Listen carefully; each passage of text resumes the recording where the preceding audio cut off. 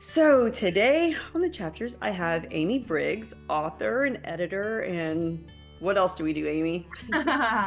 It's nice to be here. I'm a full-time editor, part-time author. I also run two MMA gyms with my brother here in El Paso. I teach women's self-defense and some other stuff, mostly jiu-jitsu. I'm a brown belt in jiu-jitsu. Yeah, that's what I keep busy. Sounds like it. Goodness. How did you get into the MMA stuff? That's really cool. So my brother had started this gym about 10 or 12 years ago when he was stationed here in El Paso with the government, and he was doing both for a while. And then he decided that he was going to stop working for the government and do the gym full time. And he had a lot of trouble finding somebody to do the paperwork and things like that. And I was freelancing living in Florida at the time and just writing and stuff. And he was like, hey, do you want to move here and work with me? And the rest is history. So about 6 years ago, I moved here. And then shortly after COVID, we opened our second gym on the other side of town. So yeah, Wow. and then, I got into jujitsu just from being around it all the time. I mean, my brother's been doing martial arts since he was like 8. And it wasn't really my thing. I was doing a little bit of cardio kickboxing. And Yeah. that's, Tybo. yes, I was just going to say Taibo, which was lots of fun. And I really enjoyed that. So I did kickboxing for a while, and I became a certified coach in kickboxing just so I could help out if there were new people and that sort of thing. And then one day I was like, you know what? I want to show people that you can do jiu-jitsu at any age. I say it all the time, but I don't do it. It is the best self-defense. And then I was like, I'm just going to get my blue belt. And we did a video blog actually on white to blue belt for a non-traditional student, because I was already in my 40s when I started, which is not standard. It's usually, young guys in their 20s. Yeah. And then COVID happened and we had to shut the gym down for a couple of months, and we didn't really know what we were going to do. And then once I got my blue belt, I was like, all right, well, I'm in it now. And so here we are a couple years later, and I'll probably be getting my black belt in the next 2 years or so. Wow. So crazy to me. That's awesome. So how do you balance that with your writing and editing and everything? So the gym isn't open 24 hours or anything like that. We're only open in the evenings, and so I do most of my writing and my editing either early during the day or very, very late at night when I get home from the gym. And so I really enjoy jumping into class for that hour or helping someone else for that hour and that sort of thing. It's nice because it kind of resets your brain a little bit. Yeah. So how did your writing journey start? So I'll be honest with you, I always wanted to be a writer. I was writing stories when I was in my teens. And it was mostly romance stuff. And I think that comes from being, just a young girl that wants to be in relationships and that sort of thing. And to be perfectly honest, it was not encouraged by my mom. My mom was very pragmatic and very practical. And she wanted both my brother and I to go to school for things that were not art related so that we could take care of ourselves. And so I went to college and I studied English forever and ever and ever. I feel like I was in college for 100 years. It took me 10 years to graduate because I worked while I was in school most of the time. And I did one of the first online degrees that was accredited back in New Jersey. I still had to go to the campus to take my exams. Yeah. But I was able to not have to go to class, which was so great for me. Once I was able to, do self-guided learning, I did so much better. But showing up for class was never my jam. So it took me a long time. And I changed my mind a lot about what I wanted to do. And, I just think it's so interesting how times have changed, obviously. When we were younger, you had to pick what you wanted to be when you grew up at 18. Yeah. And I look back now and I've had 3 very distinct careers since then that have all served me very well. But it wasn't, what I picked when I was 18. Yeah. So it's so crazy now, the opportunities that kids have available to them now. So basically, I was taking care of my mom. She was very ill through my 30s. And my father had passed away when I was in high school. And what ended up happening when my mom passed away, I just decided that I didn't have to take care of anybody but myself, and I was going to do whatever I wanted. So I quit my high level corporate job. Wow.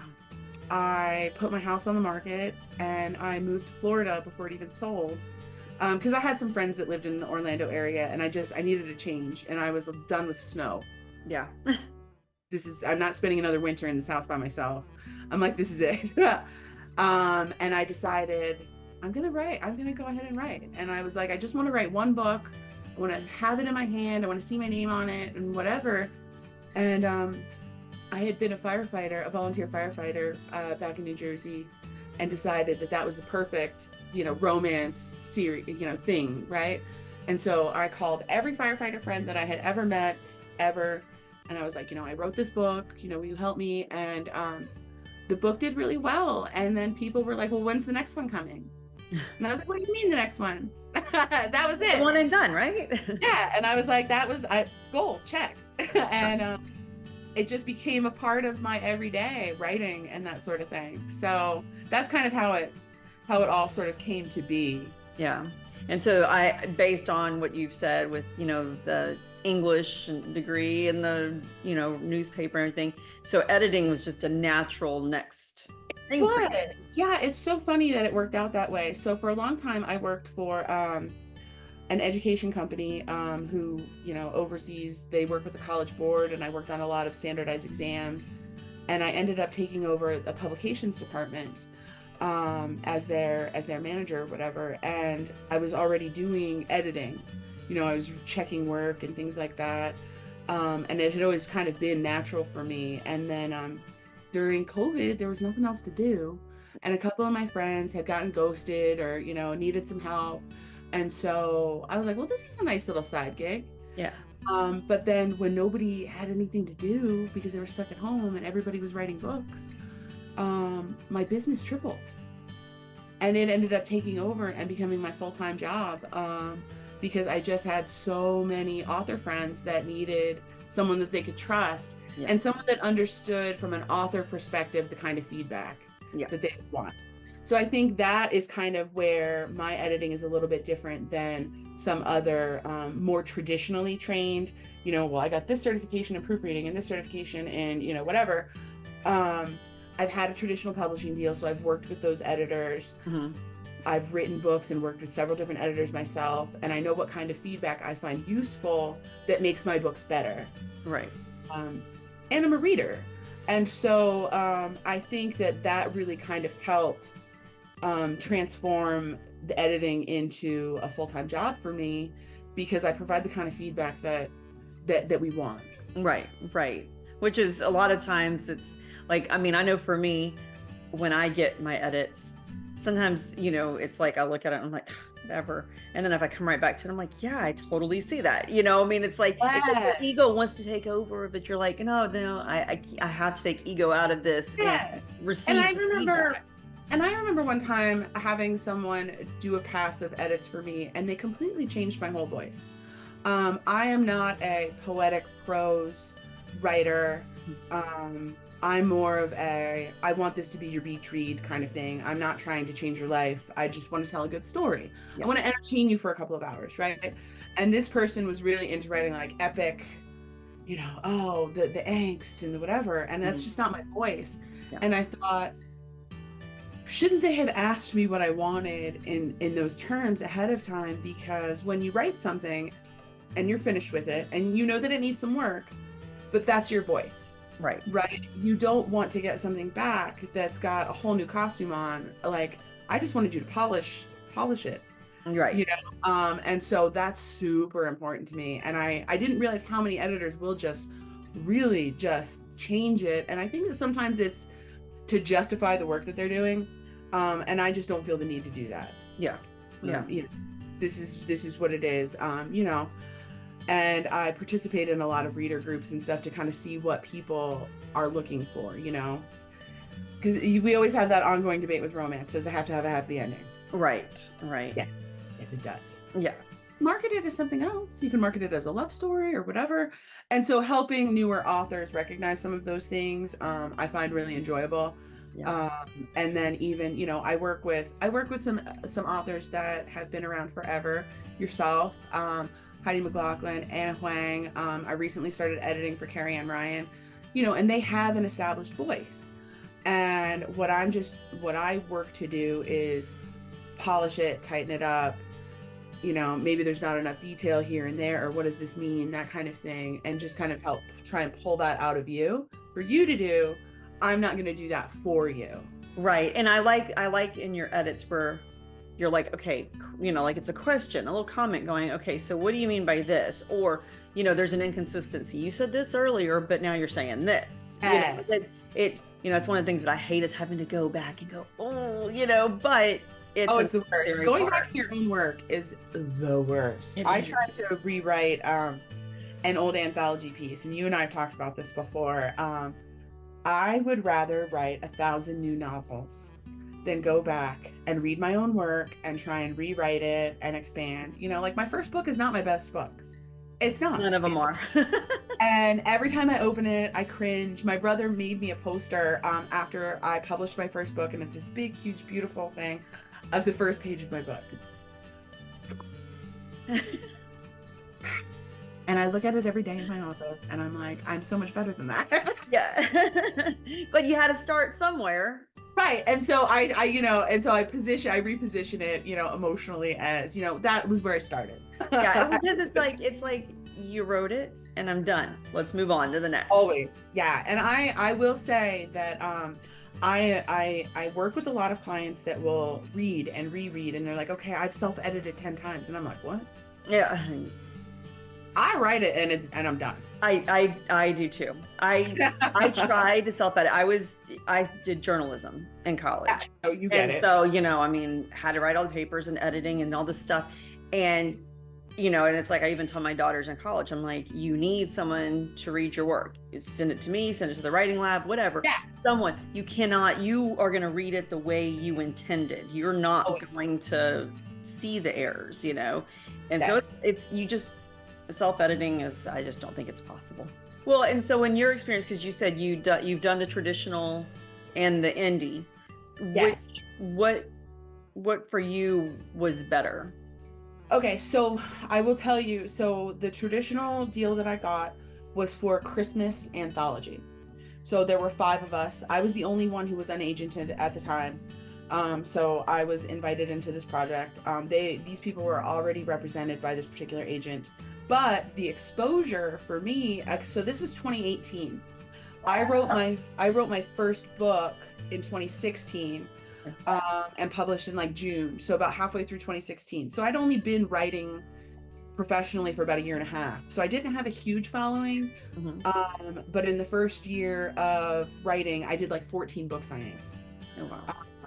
And so I was like the mayor, shaking hands and kissing babies everywhere I went. So a lot of people knew me. Right. And knew that I had some high profile friends. For me, outside of the editing process, which I did not think was painful at all, I got a lot out of having, a New York editor tell me some things that have really stuck with me and that I share with people that I edit for. But financially, I've made significantly more money self-publishing. Yeah. Yeah. The last novel, like full novel that I published was in 2019, and it was right before COVID started. It's by far probably my best book. It did terrible. Because everyone was just like worried about dying and what's going on, and it happens. Yeah. That was my experience too. About the same time. Yeah, and then it was just, I'm like, this was without a doubt my best writing. I had switched to writing in third person, which is definitely my sweet spot for sure. I just feel like I can get so much more out of my characters and out of my descriptions writing in third person. And it tanked, man. And everyone who does actually read it loves it. It's The Inheritance, by the way. It's one with the doggy on the front. But it just never really took off. It never really got the attention that it deserved because of the timing. And so it was depressing. And so I just kind of set writing aside, because at the same time, my editing had taken off, and I was like, all right, well, I got to make money. And what if we can't open the gyms for a year? Like, what do we do? Right. I've got to pay my rent. And so when I did finally decide to start publishing again, I got involved in these shared worlds, but they were novellas. So like, 20,000 words or less, that kind of thing. I was like, okay, novellas are the way to go. And I published one a month for about 4 or 5 months. And I was able to kind of reinvigorate things. And it really got me kind of pumped about writing again. Yeah. I'm finding it a little bit hard to get inspired to write a full length romance right now, but I'm excited to write. Yeah. And so I think that makes a big difference. Well, and I think too, the writing is just like the first obstacle.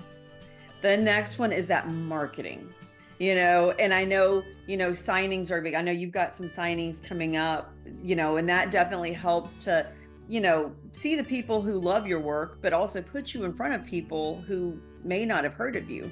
And it's funny. I don't know if you have the same thing when a reader comes at your table and they're like, well, I've never heard of you before. And it's like, and then there's like this moment of like, ooh, I didn't mean to offend you. But then, it's like, no, it's awesome. You haven't heard of me. Right? Those people are there to meet authors. Yes. Yeah. They are, you don't have to dial down the audience and figure it out online and whatever. Those people want to read your books. Right. So I'm very exhausted after signings. Yes. Because I am like Little Miss Social Butterfly, talking to everybody, the whole thing, because I feel like that organic growth, those people will stick with you. Yeah. And I have become very good friends with some readers that I've met at signings, just over that exchange of, I've never heard of you. I tend to go to book signings because it fills my emotional cup. It gives me inspiration to keep going. I'm like, does anybody care? And and then you get that one reader that comes up and goes, oh my gosh, when are you going to do the next one? Exactly. And I need somebody besides my aunt. Yeah. Everything I do is awesome. Yeah. Those things. Listen, if one reader comes up to me with a copy that they purchased someplace else, I'm like over the moon. Yeah. So what signings do you have coming up? So let's see. In 2 weeks, I will be going to San Diego to Love and Devotion. I've never done a California signing. I'm pretty excited about that. And I've never been to San Diego. July, I will just be hanging out, sweating in El Paso, roasting like a turkey. Yes. And in August, I'm doing Lubbock Book Fest, which is one that I just accidentally happened upon. I didn't realize Lubbock was so close to El Paso. It's only like 5 hours. And it's a signing. It's all genres. It's not just romance. But there's a couple of author friends that I know that are going, that do write romance. And it's all for literacy in Lubbock. So I know like 2 years ago, you and I, that thing that's like I officially met you was at Book Bonanza. And were you signing, or were you Heidi's assistant? I was signing, actually. Nice. So I signed there 2 years in a row. I had been scheduled to sign the year that it got postponed. Yeah. And so I got rolled over. And so I didn't have anything new. I had something new back then, but I didn't have anything new. And so I really kind of limped through that event. Yeah. Because there's such huge authors there. So I was very fortunate that they invited me back the next year. I'm actually going this year as my friend's assistant. Are you? Yeah. So that's gonna be different because I did 3 years signing, and I didn't feel like I got to like enjoy all the other stuff. You don't, because it's busy. Yeah. So this year I'm going to be there. I mean, I'll be working obviously because I'm her assistant, and be helping to pimp her out and everything. But, I'm excited to go for the last year. Sad that it's the last year because they do such good things. Well, in Southern Bells that I do are like that. Traveling bookshelf I'm doing. Yeah. Do you ever do the Bells? I have not. I am trying desperately to get into Violet Crown. So the one, that's the Austin one. Yeah. I'm doing that one. Are you? I'm trying so hard. I've messaged them a couple times like, hey, I didn't know about it. Yeah. But I'm local, because that's a very easy drive for me from El Paso. And I mean, Austin is cool, and the food is so good in Austin. Yeah. They've got, I know it was like all of a sudden they started popping out their signings for, and I'm not doing any this year. But I did sign up for 25, and I think I signed up for quite a few in 25. My girls are graduating college. I'm gonna need something to occupy my time so I don't get Oh, crazy, right. like, I'm telling you. Well, and like I love living in El Paso because cost of living is decent. But I mean, but it is the middle of nowhere in terms yeah. of like a city just plopped in the desert. I'll be doing Phoenix, assigning in Phoenix in September, and then traveling bookshelf, which I think is in the Houston or Dallas Fort Worth area, uh, Okay. in October. And then next year, I'm flying around. Next year, I did Okay. the same thing. I'm going all over the place, Yeah. kind of mixing it up a little. I'm going to go up to Seattle. Heidi and I decided to do one in New Orleans together. So we're getting low on time here. Oh my goodness. I know. It's telling me I got like 4 minutes. Bye. So any final thoughts, anything you want to tell people that it's coming up? I don't know if your audience is mostly writers or readers or whatever, but for the readers, definitely give new authors a chance. Just because you haven't heard of them doesn't mean that their stuff isn't good. And then, as far as other authors go, it doesn't matter how much experience you have, you should still have an editor. Yes. It doesn't have to be me. It'd be great if it was. Another set of eyes is definitely needed. And I will say, I love the notes I get from you. And so I'm excited personally. For me, I've got a whole boatload of ideas for new, and I am going to be carrying on with my firefighter series, which has always been my most popular. Well, thank you again, and can't wait to see you in person soon. Oh, me too. Thank you so much for having me. I hear my dog barking now. See? Oh yeah, exactly. They see a car. Well, thank you again. I had a really good you. chat. All right, we'll see you soon. Bye-bye. Bye.